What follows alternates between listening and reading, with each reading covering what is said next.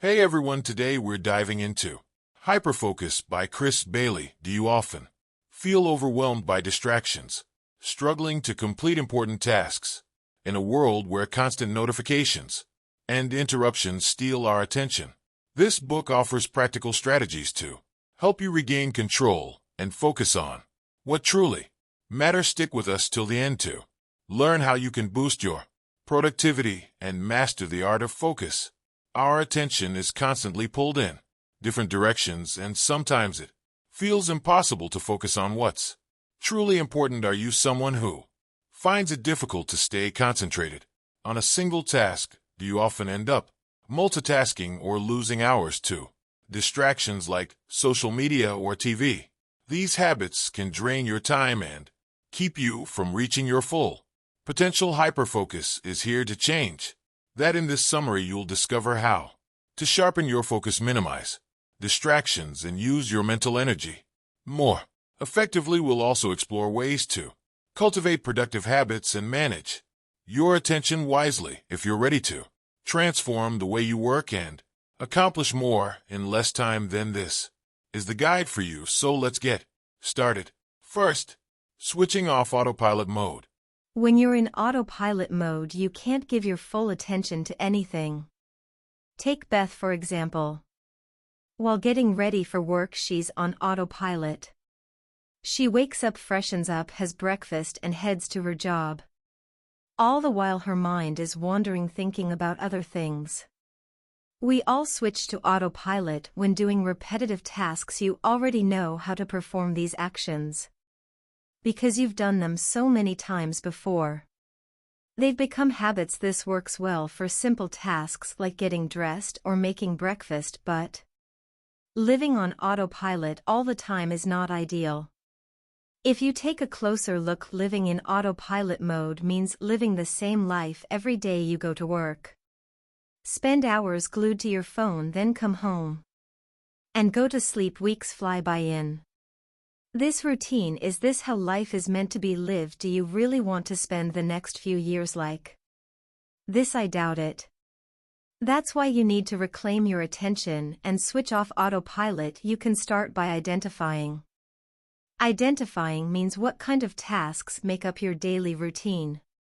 You need to choose the things that truly deserve your attention and learn to maintain that focus. Categorizing your tasks can help.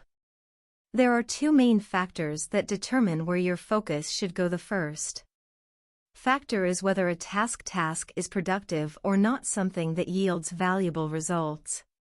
For example, creating a report at work is a productive task. The second factor is whether a task is enjoyable or not. It's just as fun as, say, spending an hour watching videos of kittens and puppies. To sum it up, there are 4 ways to describe a task. A task can be productive and enjoyable, or it can be unproductive and unenjoyable.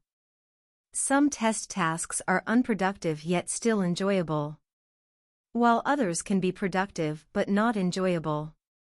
As all the task becomes necessary when it is productive but not enjoyable. For instance, attending a meeting to discuss your company's annual budget is a necessary task, but no one wants to spend the entire day talking about numbers. But it's something that has to be done. A task is unnecessary when it is both unproductive and unenjoyable, and an example would be reorganizing your files in a new order instead of arranging them alphabetically. You decide to sort them from newest to oldest at first. This might seem like a productive task, but it's really just procrastination. Rearranging your files isn't an urgent task. You're fooling yourself into thinking you're busy, but in reality you're not. Another way to recognize unnecessary tasks is by considering what you'll achieve by doing them. A task is distracting when it's unproductive but still enjoyable. This is the category where you end up spending most of your day. A distracting task might be gossiping about others or endlessly scrolling through social media apps. Now let's talk about the tasks you should be focusing on. These are called purposeful tasks, tasks that are both productive and enjoyable. Purposeful tasks not only make you happy but also give you a deep sense of satisfaction. Purposeful tasks vary from person to person. For instance, Gail is an actress, for her rehearsing her lines and performing well in front of the camera is a purposeful task. Ben, on the other hand, is a manager at a bank.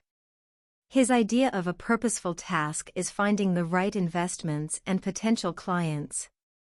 Now, what's your definition of a purposeful task? Identify it and write it down.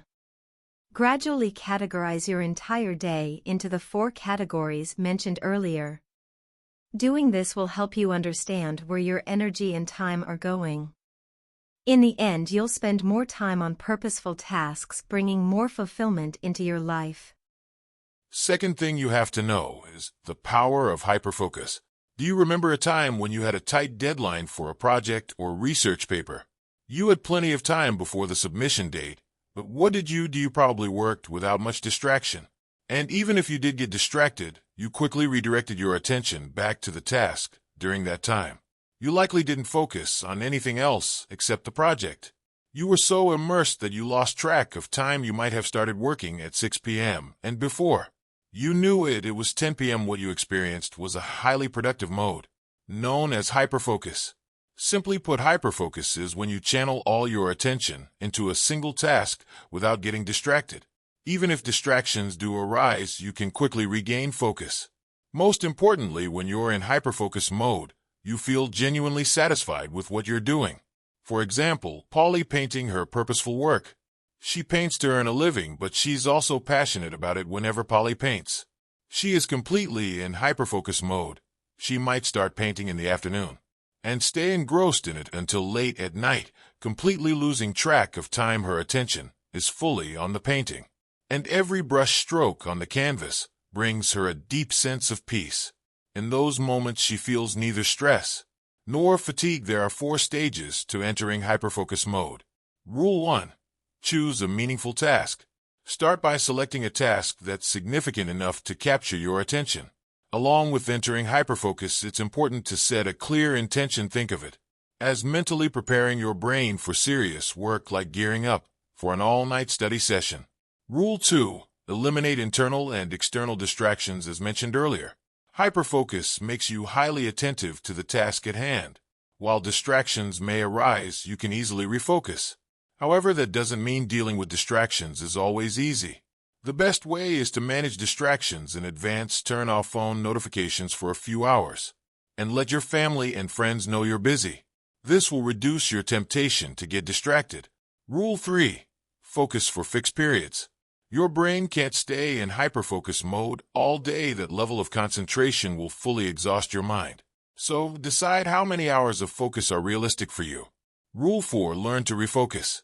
Maintaining hyperfocus requires practice. Did you know that your mind wanders 47% of the time during the day? That means if you're awake for 18 hours, you're only truly focused for about 8 hours, so don't worry if your mind occasionally drifts. Imagine you're in hyperfocus mode and you get an email. After reading it, you might check other apps, and before you know it, you're scrolling through cute animal videos. The key is to be aware when your attention shifts. When it happens, acknowledge it and gently bring your focus back to the main task. If you find it hard to get into hyperfocus mode, don't worry, there is another technique you can try. Rule 1. Strengthening your intentions. If you want to build a strong intention, you need to make it specific. This increases your chances of successfully following through with it. For example, Taryn had the intention of buying a new apartment. It's a good intention, but not a strong one. To find a new place to live, Terrence needed to be more specific. He had to think about when and where he would look at apartments. A strong intention would be for Taryn to search for apartments online and email at least 3 landlords each week. On the other hand, Jen has the intention of going to the gym. If Jen wants to succeed, she needs to reframe her intention. A strong intention would be Jen will go to the gym near her office every day at 5 p.m. Let's say you have a bad habit of continuing to work after coming home. Set a strong intention to break this habit. Put your phone on Do Not Disturb mode, lock your laptop in a cabinet, and stop responding to office emails and text. Strong intentions are as powerful as habits. Just like habits, strong intentions can be formed on autopilot. In other words, you can carry them out without overthinking. By setting firm intentions, you can gradually make them a natural part of your routine soon. They'll feel as effortless as breathing. Third thing you have to know: making hyperfocus a habit. Making hyperfocus a habit. Jonathan wasn't getting enough sleep. He had been working on a presentation for the past 2 weeks and was so stressed that he had lost his appetite. This constant strain left Jonathan exhausted, making it hard for him to focus. Mary, Jonathan's colleague, faced a different challenge. She was completely disorganized. Her desk was always messy, and she often forgot about her meetings. The chaotic environment made it hard for her to concentrate. Then there was Kent. Jonathan and Mary's boss. Kent was a good person, but his attention was always scattered. His mind constantly wandered to other things, like his car in the repair shop. As a result, he struggled to complete his work. Now, out of these three, who do you think would find it hardest to enter hyperfocus mode? The answer is all of them. Stress, a disorganized work environment, and too many distractions all make it difficult to focus. Yet, despite these situations, it's still possible to enter hyperfocus mode. How do you do it? Start by working on a challenging task. When you work on something difficult, your mind becomes engaged and active, helping you focus. It keeps you busy. For example, Mary is disorganized because she often does boring, repetitive tasks, which causes her mind to wander. Her meetings and responsibilities don't challenge her enough to keep her focused. But simply finding a difficult task isn't always enough. Jonathan's presentation was difficult, yet it didn't help him focus. So what can Jonathan do? He can make hyperfocus a habit. One way to build the habit of hyperfocus is through meditation. Now, the word meditation might sound spiritual to you. It might conjure up images of monks meditating in a mountain temple.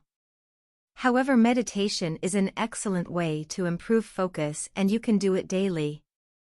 It's much like being in hyperfocus mode because you're concentrating on one thing in meditation. You're often asked to focus on your breathing as you meditate.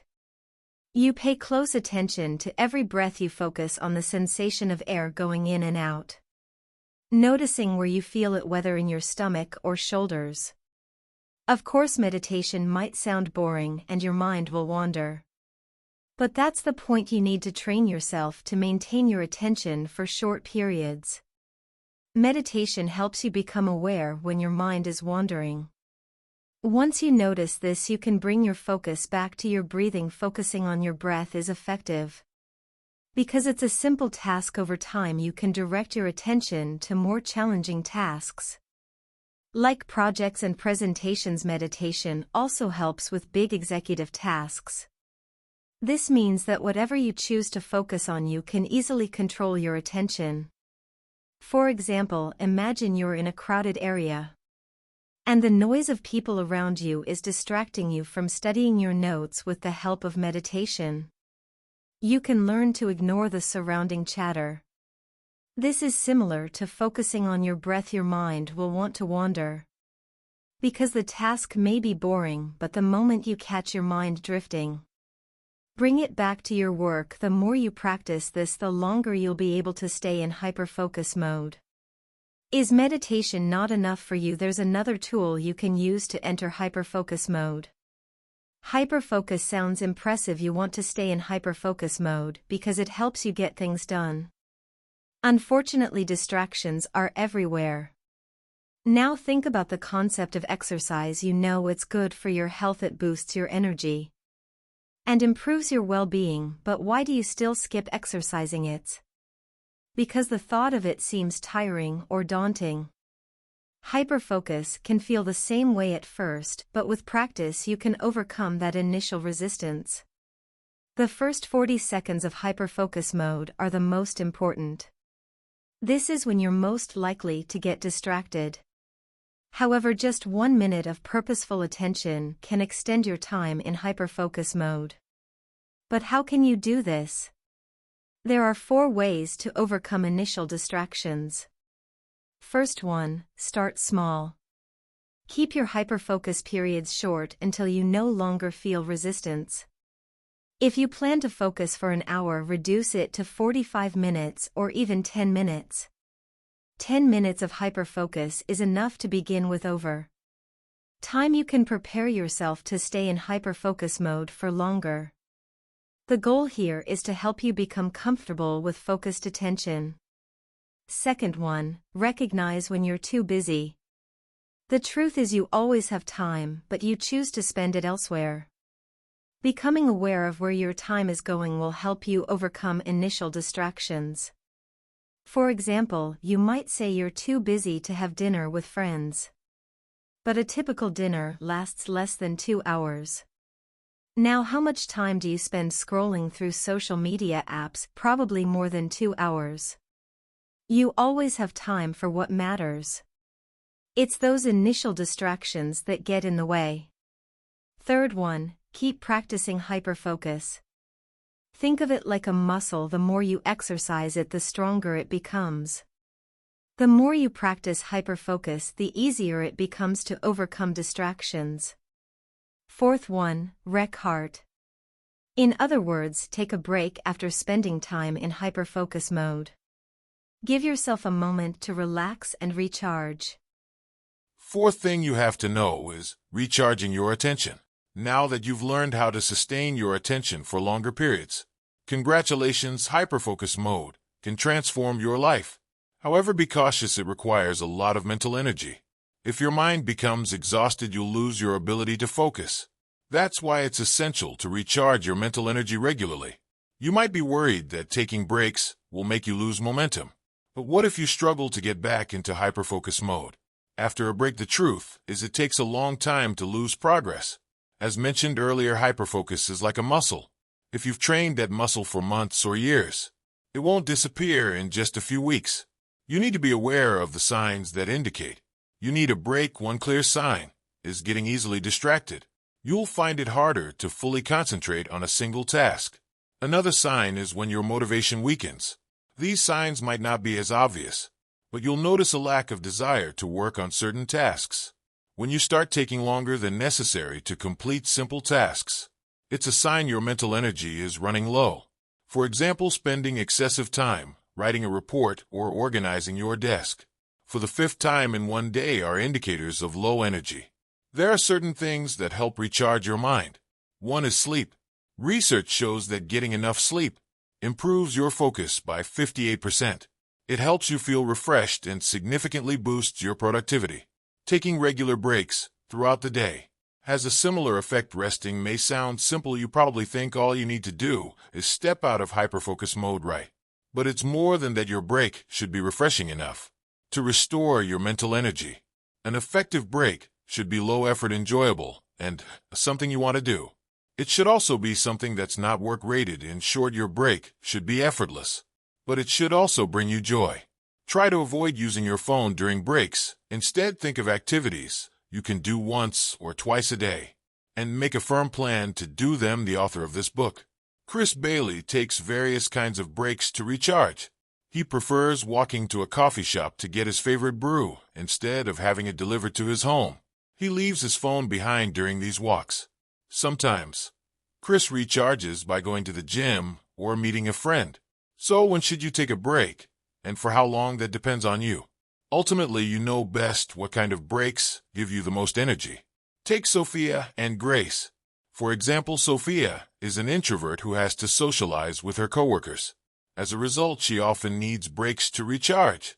On the other hand, Grace is outgoing and cheerful. She socializes more easily and requires fewer breaks compared to Sophia. The point is, you should consider the nature of the task you're working on. This will give you a clue as to how long your break should be. Another factor to think about is your motivation for doing the task. Is the task challenging, or is it something you simply don't want to do? If either of these is true, you'll need to recharge. More often, research shows that taking a break every 90 minutes is beneficial. A 15-minute break after every hour of work is also effective. This might sound like a lot, but you can apply this routine to your typical workday. For instance, you could take a 1-hour lunch break and a 15-minute coffee break in the afternoon. Why 90 minutes, you ask? It's because mental energy comes in 90-minute waves. After working for 90 minutes, we often feel fatigued and distracted. It's a good idea to take advantage of your natural energy cycles. If you ever feel like you're struggling to focus, take a break. Even if you have a long list of tasks to complete, remember that taking breaks is crucial. Forcing yourself to focus when your mental energy is low is counterproductive. We have learned all the 4 ways or rules of hyperfocus. Now, we will take a short summary of all that we learn in this book. First, you learned that it's essential to switch off autopilot mode. Doing the same things day in and day out limits your productivity. To truly accomplish your tasks, you need to regain your focus. People should focus on tasks that bring them satisfaction. This happens when you recognize whether your tasks are productive and enjoyable. This is where your energy should be invested. Second, you explored the concept of hyperfocus. Hyperfocus is the state where you direct all your attention to one task, and in doing so it brings you happiness. There are 4 stages of entering hyperfocus mode. The first stage is setting the intention to focus on a specific task. The second stage involves eliminating both internal and external distractions. The third stage is understanding how long you should stay in hyperfocus mode. The fourth stage is learning how to refocus even when distractions arise. Third, you learned how to make hyperfocus a habit. You can achieve this by meditating. Daily meditation is similar to hyperfocus because both require you to focus on one thing. Meditation helps you extend your attention span, allowing you to stay focused for longer periods. Fourth, you discovered how to recharge your attention. Hyperfocus can drain your mental energy, so it's crucial to take breaks and rest. You can recharge by getting enough sleep and taking frequent breaks. A restful break is one where you engage in something enjoyable with minimal effort. You can take a walk, chat with a friend, or follow a hobby to refresh yourself. Breaks should last at least 90 minutes, or you can take a 15-minute break after every hour of work. There's no limit to what you can achieve. The negative things you tell yourself act as chains that hold you back from success. This summary has shown you how to break free from those chains. Hyperfocus is a gift you give yourself. Use it to enhance your life to the fullest. Thank you for watching this summary of Hyperfocus by Chris Bailey. If you're ready to improve your focus and productivity, start applying these powerful techniques today. For more valuable book summaries, don't forget to subscribe to the channel and hit the notification bell to stay updated. If you found this video helpful, please give it a like and share it with others who might benefit. I will see you in the next one.